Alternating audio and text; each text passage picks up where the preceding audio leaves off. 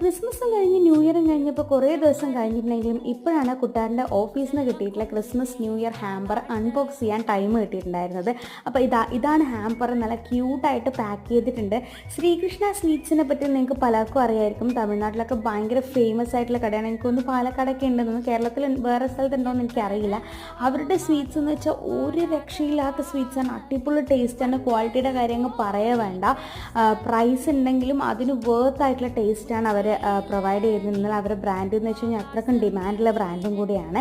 അപ്പോൾ അവരുടെ ഒരു ഹാമ്പർ ആയിരുന്നു ഇത്. ഇതിനകത്ത് ഉണ്ടായിരുന്നത് മൈസൂർ പാക്ക്, കാജു എന്ന് പറയുന്ന ഒരു സ്വീറ്റ്സ്, അതുപോലെ തന്നെ ഈ ഒരു മിക്സ്ചറും ആയിരുന്നു.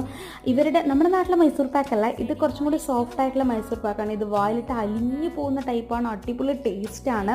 ഞാൻ ഇതിന് മുന്നേ ഒരു ഷോർട്സിൽ ഇവരുടെ സ്വീറ്റ്സിനെ പറ്റി പറഞ്ഞിട്ടുണ്ടായിരുന്നു. ഇത് കാജു ആണ്. അപ്പം ഇത്രയും കാര്യങ്ങളായിരുന്നു ഹാമ്പറിൽ ഉണ്ടായിരുന്നത്. അപ്പോൾ ഈ വീഡിയോ അത്രയേ ഉള്ളൂ. ബൈ.